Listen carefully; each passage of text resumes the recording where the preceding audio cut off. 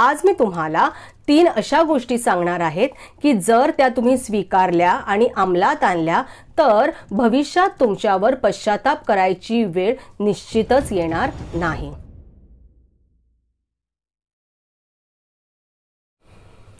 मागे आपण काय वागलो, कसे वागलो, अशा अनेक गोष्टींचा आज आपल्याला पश्चाताप होतो आणि आपल्या मनाला टोचणी लागून राहते। अरे मी तेव्हा तसं वागायला हवं होतं, अरे मी तेव्हा तसं वागलं असतो तर खूप बरं झालं असतं। पण काय उपयोग, आता ती वेळ निघून गेलेली असते।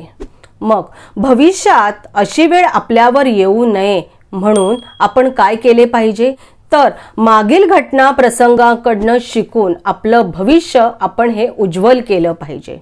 जर आज आपला चांगला असेल तर निश्चितच आपले भविष्यही चांगले होईल आणि म्हणूनच असे वागून आज आपण असे वागले पाहिजे की भविष्यात आपल्यावर पश्चाताप करायची वेळ येणार नाही।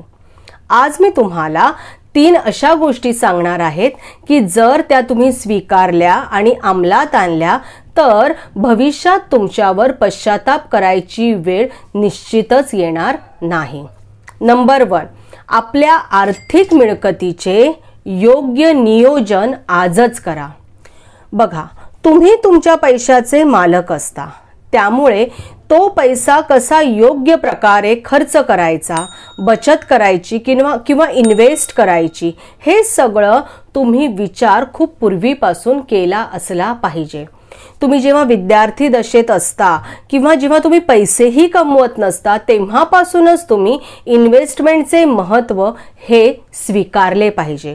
उदाहरणार्थ, तुम्ही विद्यार्थी असताना तुमचे पेरेंट्स तुम्हाला पैसे खर्च करण्यासाठी देतात। तुम्हाला असं वाटतं की त्यांनी दिलेले पैसे मी सगळी मजा करावी, पण थांबा, तुम्हाला मिळालेले जे पैसे आहेत पॉकेट मनी म्हणून किंवा कुणीही खर्चासाठी दिलेले पैसे, त्या पैशांमधली थोडीशी रक्कम तुम्ही बाजूला काढून ठेवा आणि मग उरलेले पैसे तुम्ही खर्च करा। जर तुम्ही असं करत राहिला तर ही थोडी थोडी रक्कम जमा होऊन तुमच्याकडे एक मोठी रक्कम निश्चितच जमा होईल। जेव्हा तुम्ही नोकरी किंवा व्यवसाय करत असता त्यावेळी आपल्या पगारातील आपल्या मिळकतीतील 20% रक्कम ही तुम्ही आधीच बाजूला काढून ठेवली पाहिजे आणि ती रक्कम एखाद्या विश्वसनीय ठिकाणी इन्व्हेस्ट केली पाहिजे। बघा, आयुष्य हे आपल्याला वाटतं की खूप छान आणि सुंदर असावं, पण बऱ्याच वेळा अनेक गोष्टी आपल्या आयुष्यात अचानक घडतात, जसे आजार, अपघात किंवा नोकरी व्यवसायातील चढ उतार। मग अशा समस्यांना तोंड देताना जर आपली आर्थिक बाजू मजबूत असेल तर आपण दुःखातही मजबूतीने उभे राहू शकतो।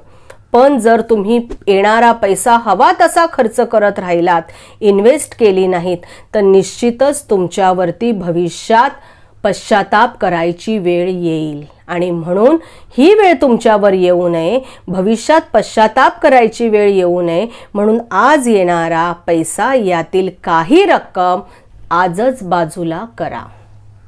नंबर 2, तुलना बरोबरी करणं थांबवा। तुलना किंवा बरोबरी करणं हा माणसाचा स्वभाव आहे।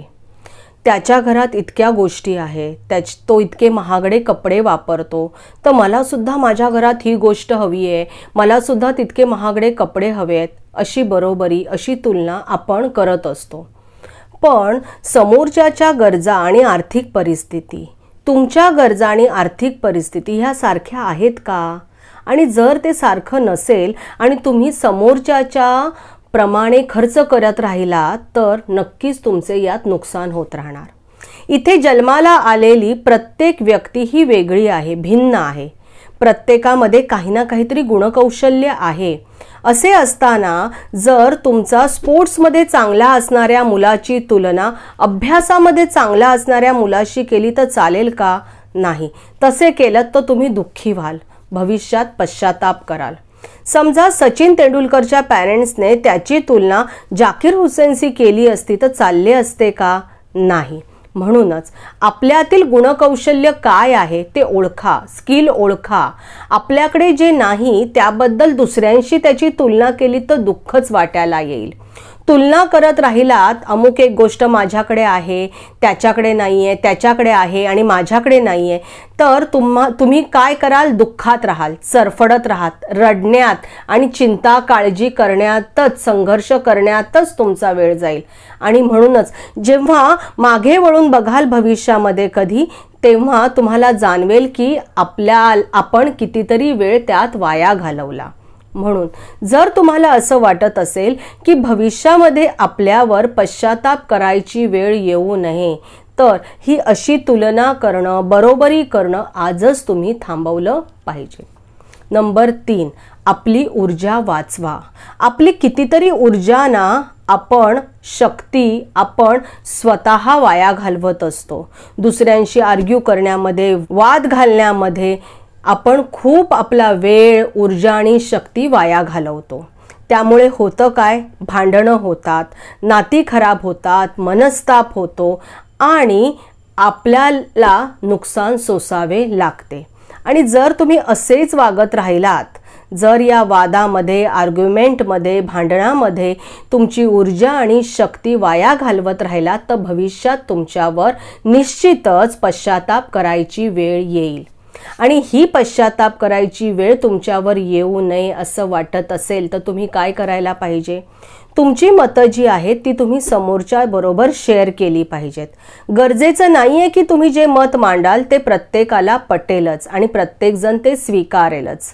कधीतरी तुम्ही जे बोलता ते समोरच्याला पटेल, कधीतरी ते पटणार नाही, हे आधी तुम्ही स्वीकारा।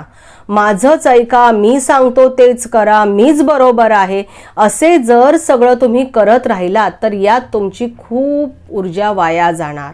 सो प्रयत्न करा की आपली एनर्जी, आपली शक्ती योग्य कामासाठी आपण वापरू।